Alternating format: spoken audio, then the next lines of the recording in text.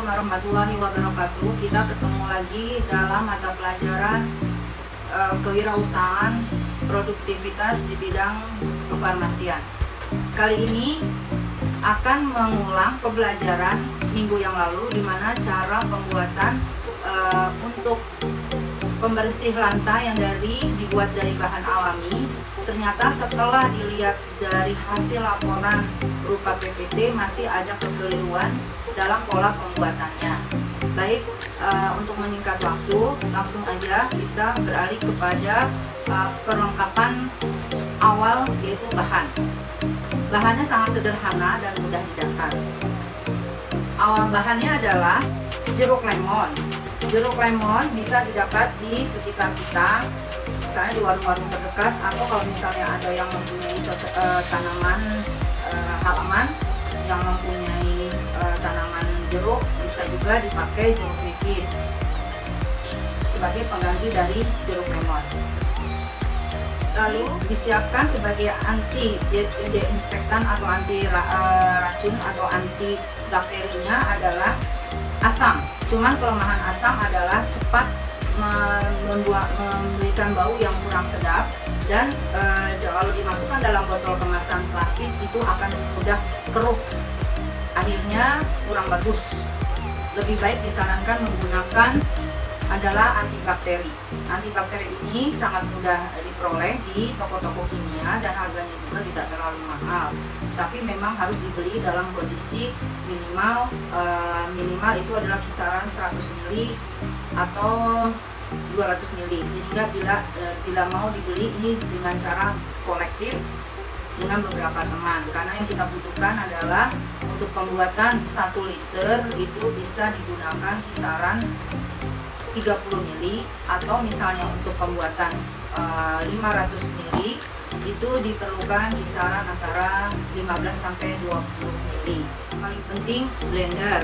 Setelah blender ada saringan, lalu corong untuk membantu memasukkan larutan nanti ke dalam botol, lalu kemudian batang pengaduk, pipet, pisau, air sebagai pelarut, kemudian kemasan botol. Untuk kali ini yang kita butuhkan adalah untuk pembuatan pembersih lantainya untuk 500 ml. Jika kalian membuat 1 liter, artinya menggunakan bahannya adalah 2 kali dari hitungan 500 ml. Oke, untuk setelah bahan-bahan diperlihatkan tadi, kita beralih kepada cara pembuatan. Cara pembuatan seperti yang diuraikan ketika awalan, yaitu jeruk sebelum di blend kulitnya harus dikupas. Nah, seperti ini setelah dikupas. Untuk membuat 500 ml cukup menggunakan 2 jeruk nipis ukuran yang sedang, atau lebih bagus lagi ukuran besar. 2.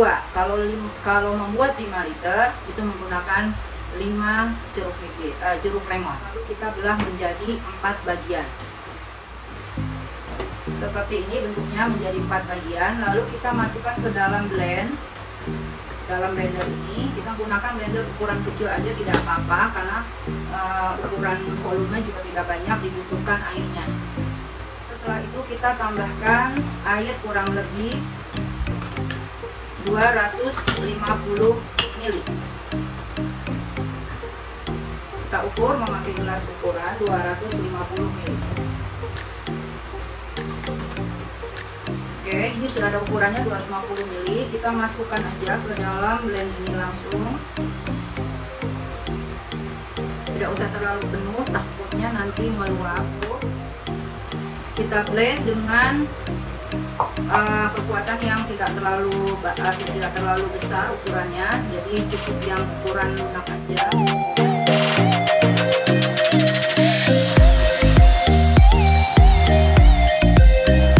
Setelah di blend dan tampak sudah tidak lagi ada bentukan dari lemonnya, sudah hancur dan sudah larut bersama air, kita buka tutup dari blend ini, lalu langsung disaring dengan menggunakan saringan membantu saringan teh, atau yang penting adalah bisa menyaring.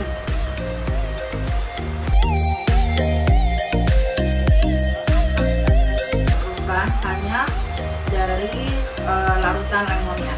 Di sini kita tidak membuat sari lemon, tetapi larutan lemon.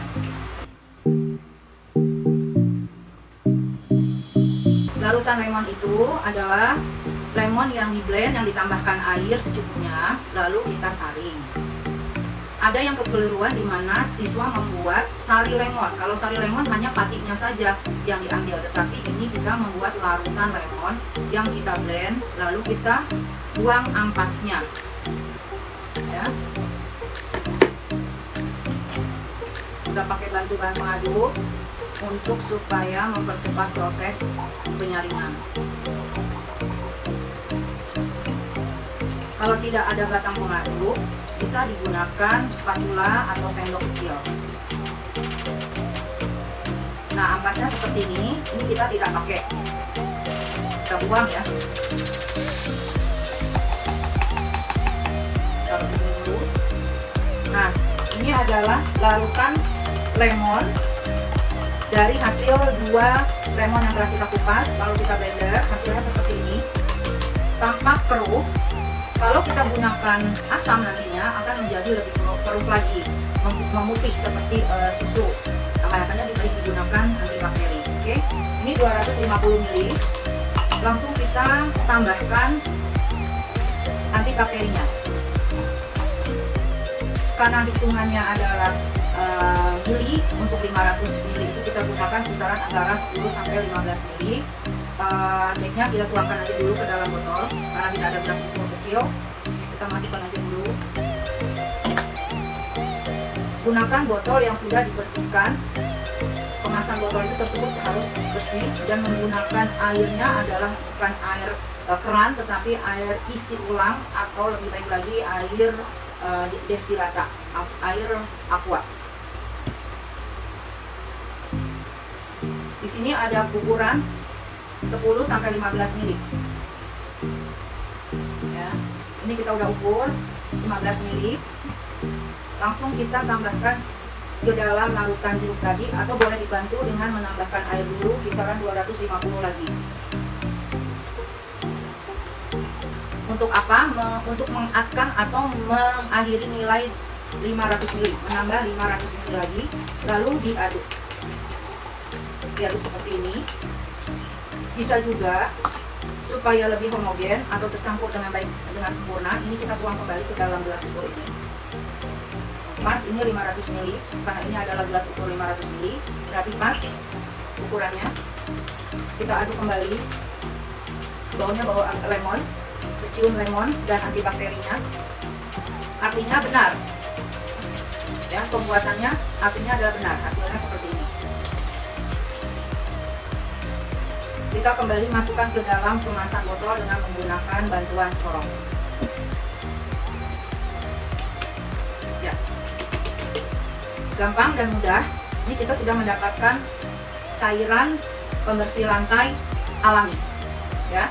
Untuk mengurangi budget ketika di rumah sangat membutuhkan pembersih lantai dari bahan kimia sudah kehabisan, kita bisa gunakan pembersih lantai alami ini sebagai antibakteri untuk membersihkan lantai, ataupun di kamar mandi, untuk pembersih di kamar mandi, lantai kamar mandi juga bisa. Intinya adalah untuk membersihkan kuman. Nah, ini sifatnya karena tidak ada pengawet, jadi bisa digunakan untuk waktu 7 sampai 10 hari ke depan. Ukurannya berapa?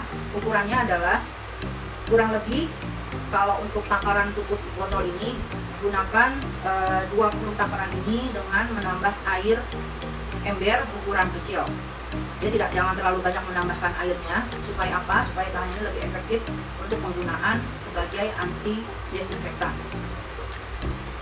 Untuk yang kemarin, cara pembuatannya salah atau keliru, di mana ada yang membuat adalah sari lemon. Sari lemon itu hanya setelah di blend langsung dituang ke botol tanpa penambahan air kembali.